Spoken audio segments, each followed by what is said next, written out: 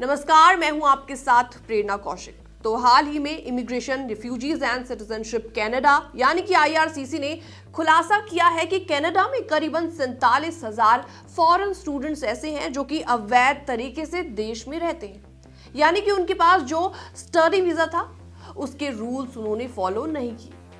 तो ये जानकारी IRCC ने हाउस ऑफ कॉमन्स कमेटी के जरिए सामने आई है।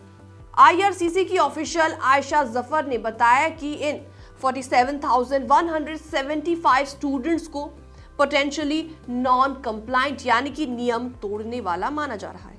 और इसका मतलब ये है कि ये स्टूडेंट्स अपनी क्लासेस अटेंड नहीं कर रहे, जैसे कि उनके वीजा में मेंशन किया गया है।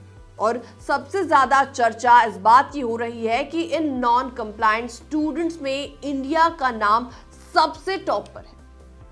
कंजर्वेटिव MP मिशेल रैम्पल गार्नर ने कमेटी से पूछा कि कौन से देश के स्टूडेंट्स के साथ सबसे ज्यादा फ्रॉड केसेस जुड़े हुए। IRCC की तरफ से उसमें बताया गया कि इंडिया टॉप कंट्री में इसमें शामिल है। हालांकि ये कंफर्म नहीं किया गया कि सभी स्टूडेंट्स पूरी तरीके से नियम तोड़ रहे हैं, लेकिन स्कूल्स ने उनका कांटेक्ट खो जाना एक बहुत बड़ी चिंता बना हुआ है। IRCC की एक रिपोर्ट के मुताबिक सिर्फ स्प्रिंग 2024 में 50,000 स्टूडेंट्स अपने स्कूल्स में नहीं दिखाई दिए। इनमें से लगभग 20,000 के आसपास इंडियन स्टूडेंट्स थे और लगभग 4300 स्टूडेंट्स चाइना से बिलोंग करते थे। कंप्लाइंट स्टूडेंट्स 3,27,646 हैं। इसके अलावा नॉन कंप्लाइंट स्टूडेंट्स हैं 19,582। इसके अलावा नॉन रिपोर्टेड स्टूडेंट्स हैं 12,553। इसके अलावा कंप्लायंस रेट है इसमें 91.1%।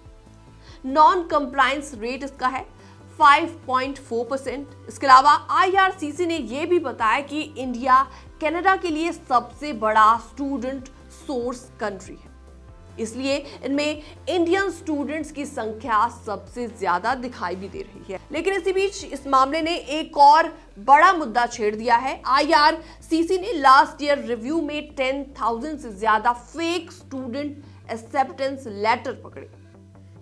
इन फ्रॉडुलेंट डॉक्यूमेंट्स में करीबन 80% स्टूडेंट्स गुजरात और पंजाब के रहने वाले थे, यानी कि फेक ऑफर लेटर्स और वेरिफिकेशन लैप्सेस में बड़ी संख्या इसमें बना हुआ है। कनाडा में एक्सपर्ट्स भी कहते हैं कि कई इंस्टीट्यूशंस में वेरिफिकेशन स्टैंडर्ड्स कमजोर हैं। जी हाँ, दर्शन महाराजा जो कि कनाडा बेस्ड इमिग्रेशन एनालिस्ट हैं, उन्होंने बताया कि करप्शन और माल प्रैक्टिस इमिग्रेशन सिस्टम में डीपली एनरिच्ड हो गई है।